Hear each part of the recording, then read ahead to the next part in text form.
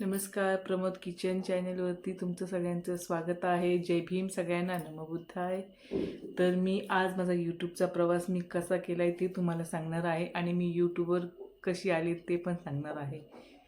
तर प्लीज सगळ्यांनी लाईक करा, शेअर करा आणि सपोर्ट पण करा सगळ्यांनी. व्हिडिओ आवडल्यास लाईक करा. तर मी आज तुम्हाला माझा प्रवास सांगणार आहे. मी कशी यूट्यूबवर आले, कारण माझ्या घरात तर कोणी सोशल मीडियावर नव्हतं आणि कधी म्हणजे मला पण यायचं नव्हतं असं सोशल मीडिया यूट्यूबवर कधीच यायचं नव्हतं. पण झालं असं की माझ्या मोठ्या मुलाला ना खूप आवड होती यूट्यूबची म्हणजे व्हिडिओ वगैरे टाकायची खूप आवड होती त्याला. आणि पहिलं टिकटॉक होतं. टिकटॉकवर तो भरपूर व्हिडिओ काढायचा, टाकायचा, करायचा. पण त्याला जय भीमचे गाणे खूप आवडायचे आणि खूप म्हणजे तेच गाणे टाकायचं तो त्याला, म्हणजे एकदम प्रचंड छान पण वाटायचं ते करायला पण त्याला. आणि मला पण बोलला, मम्मी आपण एक चॅनल उघडू आणि यूट्यूबवर तर आपण चॅनल उघडूया का. तर मी बोलले ठीक आहे उघड, मला तर काही येत नाही. बोलले तुला जर येत असेल तर तू उघड चॅनल.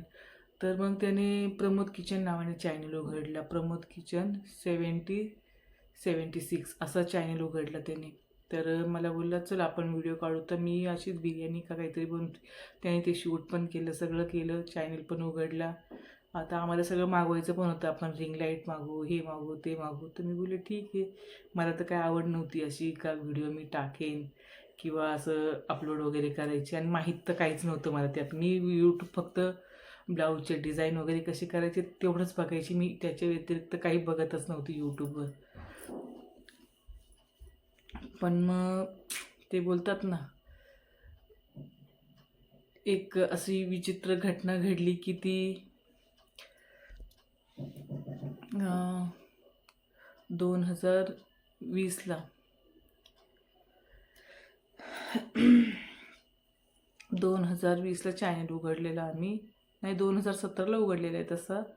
पण 20ला आम्ही व्हिडिओ टाकले होते. पण तसं तर काही आम्ही हे केलं नाही, जास्त व्हिडिओ वगैरे केले नाही. पण तो बोलला मम्मी आपण काढू. तर बोलले ठीक आहे चला आपण व्हिडिओ काढू.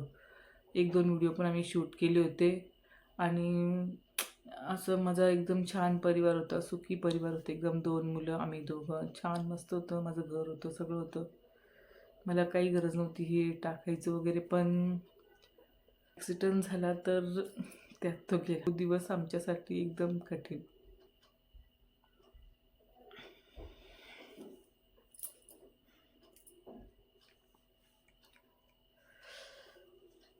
2021 साली त्याचा ॲक्सिडेंट झाला. ॲक्सिडेंटमध्ये गेला तो. आता एखाद्या आईचा 18 वर्षाचं लेकरू गेल्यावर विचार करा तिच्या मनावर काय परिणाम होईल तो. अशीच खूप दुःखात होती मी खूप. 2 वर्ष तर एकदम डिप्रेशनमध्ये काढली मी. आणि बोलतात ना, जेव्हा आपल्याला दुःख असतं ना तेव्हा जास्ती जवळ असं कोणी नसतं. जवळ असतात ना ते पण लांब जातात निघून. तसंच माझ्याबरोबर काहीच झालेलं. घरात एकटी राहायचे, हे पण हॉटेलला जायचे निघून. मुलगा पण शिकायला छोटा, त्याला मामाकडे टाकलं, तो पण मुंबईला. घरात मी एकटीच राहायची, घरात कोणी नव्हतं. सहज अशी एकदा बसली त्यांच्याबरोबर व्हिडिओ काढला, मस्तीमध्ये असं काढला, मस्करी करता करता. तर मी असं वाटलं नव्हतं मी सोडेन. मी सोडला असा व्हिडिओ, सहज व्हिडिओ सोडला. तर त्याला आले 50-60 व्ह्यूज आले. तर मग मला असं वाटलं चला आपण काढायला पाहिजे व्हिडिओ. तर मी यांना सांगत नव्हती, कधी सांगितलं पण नाही कधी मी व्हिडिओ काढते म्हणून. 1-2 वर्ष मी अशीच गपचूप व्हिडिओ काढायची, टाकायची, गपचूप व्हिडिओ म्हणजे मला करमणूक म्हणून मी अशी व्हिडिओ टाकायची. असं नाही का मला त्याच्यावर पैसे कमवायचे होते किंवा त्याच्यावर खूप मोठं व्हायचं होतं. मला असं मी त्या हिशोबाने कधी केलं नव्हतं.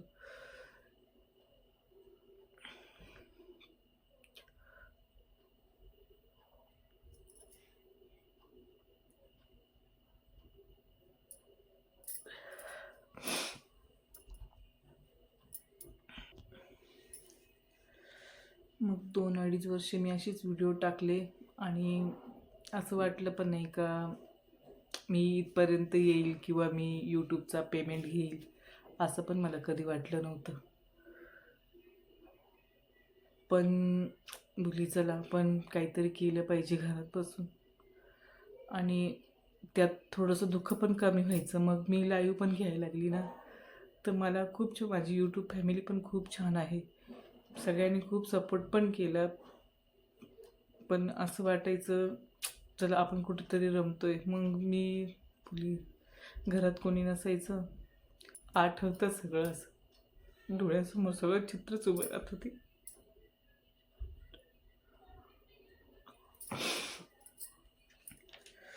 अशीच व्हिडिओ टाकत मी 2-2.5 वर्ष घालवली.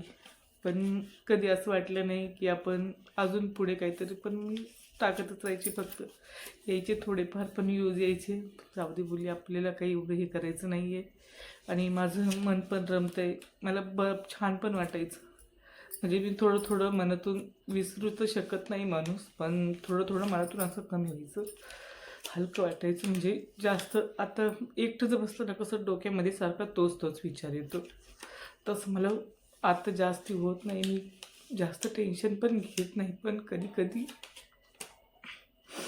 कधी नाही सांगू शकत मी. खूप म्हणजे ते 2 वर्ष तर खूप डेंजर काढलेली आहेत मी.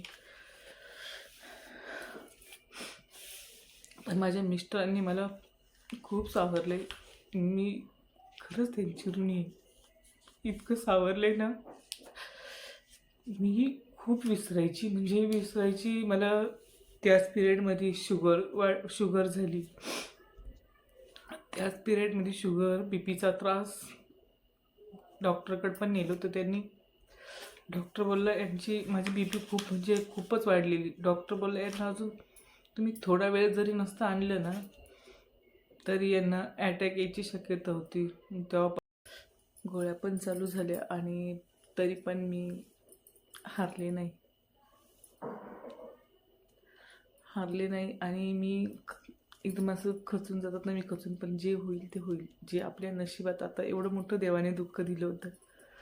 आणि तुम्हाला वाटत असेल मी अजून पुढची स्टोरी सांगावी, तर तुम्ही प्लीज मला कमेंटमध्ये सांगा. मी नक्की सांगणार तुम्हाला माझ्या यूट्यूबचा प्रवास. आणि मी पुढच्या ब्लॉगमध्ये नक्की सांगणार का चॅनल माझा कसा मोनोटाईज, मी ते पण सगळं सांगणार आहे तुम्हाला.